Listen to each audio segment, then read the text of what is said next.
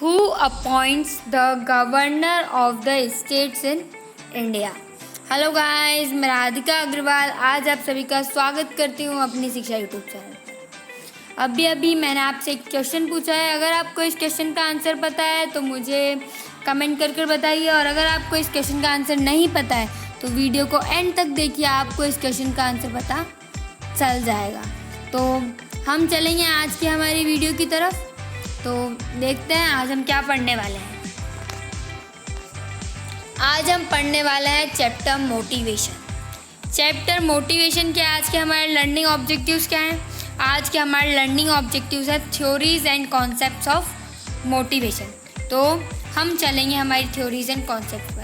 पहले ये देखते हैं कि हमने कल क्या पढ़ा था। हमने कल पढ़ा था हेरेसी ऑफ नीड थ्योरी।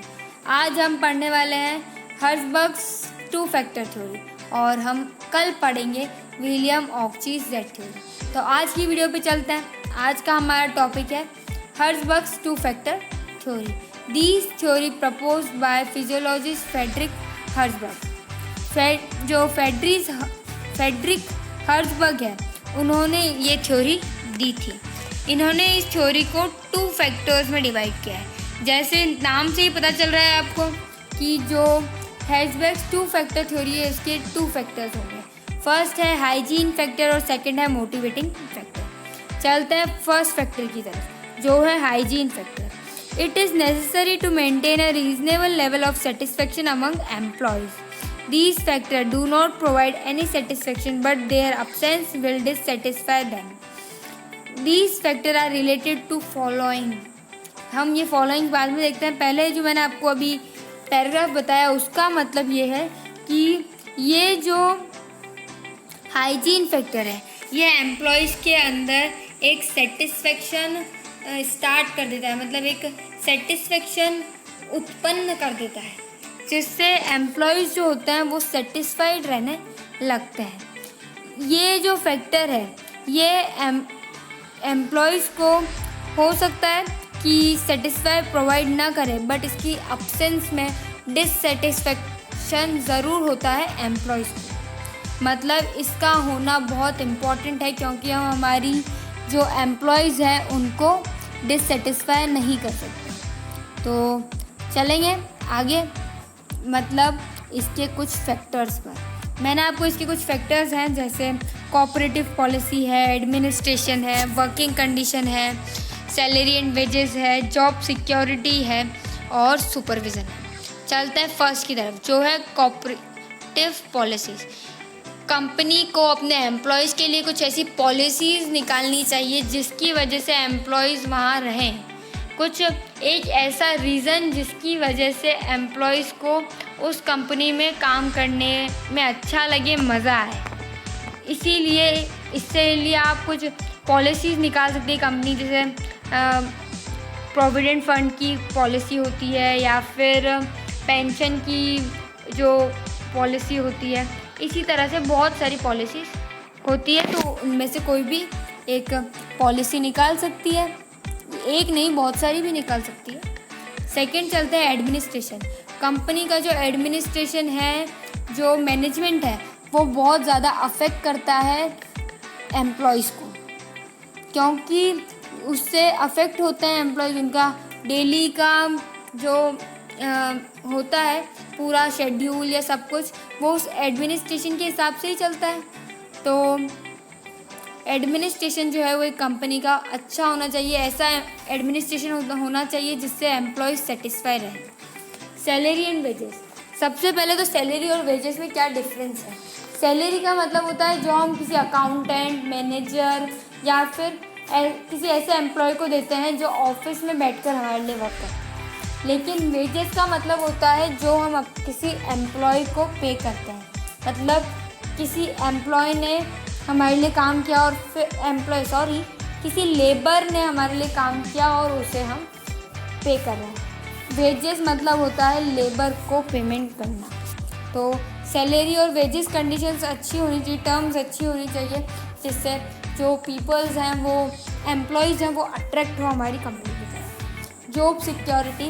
एक जॉब सिक्योरिटी बहुत अच्छा टॉपिक है, बिकॉज जॉब सिक्योरिटी का मतलब ये होता है कि कोई भी पर्सन मतलब कोई भी एम्प्लॉय को किसी भी शॉर्ट नोटिस पर जॉब से डिस्कनेक्ट नहीं किया जाएगा, जॉब से निकाला नहीं जाएगा। हर पर्सन के लिए जॉब इम्पॉर्टेंट है। अगर उसे एकदम जॉब से निकाल दिया जाएगा तो उसकी लाइफ पर इफ़ेक्ट पड़ेगा। तो इस जॉब सिक्योरिटी में हम ये हो सकता है कि किसी एग्रीमेंट बेस पर एम्प्लॉय को जॉब पर रखा जाए, या फिर ये हो सकता है कि जो एम्प्लॉय है उसे डिस्कनेक्ट करने से पहले, जॉब से डिस्कनेक्ट करने से पहले 2-3 महीने पहले नोटिस दे दिया जाए। फिफ्थ है सुपरविज़न।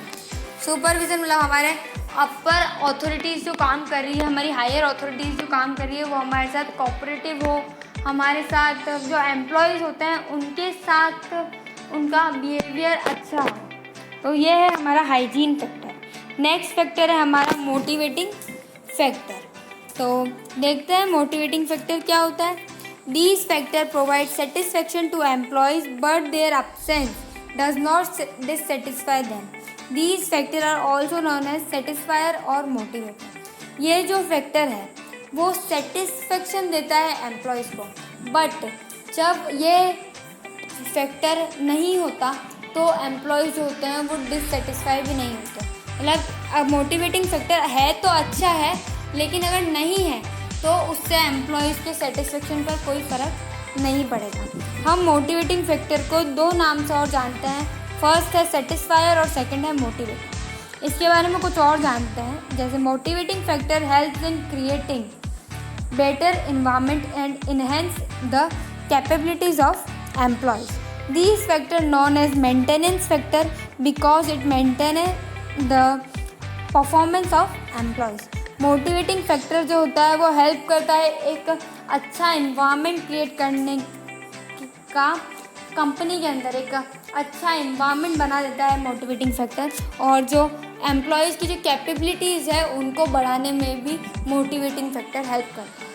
मोटिवेटिंग फैक्टर को एक और नाम से हम जानते हैं, वो है मेंटेनेंस फैक्टर, क्योंकि ये जो फैक्टर है ये एम्प्लॉयज़ को मेंटेन करने के भी काम आता है, क्योंकि अगर एम्प्लॉयज़ मोटिवेट रहेंगे तो वैसे ही मेंटेन रह लेंगे। तो इसके कुछ फैक्टर्स हैं: achievement, development, responsibilities, nature of job and personal development. तो ये जो 5 है, इन सबको मैं एक बताती हूँ आपको कि एक कंपनी के लिए ग्रोथ, डेवलपमेंट, अचीवमेंट्स, अपने गोल को अचीव करना, ये सब चीज़ें बहुत इम्पॉर्टेंट है अगर उसे कंपनी चलानी है। तो अगर वो कंपनी को और ग्रोथ नहीं होगी तो उसका डेवलपमेंट कैसे होगा। अगर ग्रोथ चाहिए तो जो रेस्पॉन्सिबिलिटीज़ है एम्प्लॉयज़ की, अपनी अपनी मैनेजर्स की या कोई भी अथॉरिटीज़ की, अलग अलग अथॉरिटीज़ की, तो सबको अपनी रेस्पॉन्सिबिलिटीज़ पूरी करनी होगी। जो अचीवमेंट है हमारा, मतलब जो भी हम गोल हमने डिसाइड कर रखा है उसके ऊपर सबको टाइम टू टाइम वर्क करना होगा, सबको अपना बेस्ट देने का ट्राई करना होगा। ये सबसे ज़्यादा डिपेंड करता है जॉब के नेचर पर भी, कि आपका क्या काम है, आपकी क्या जॉब है।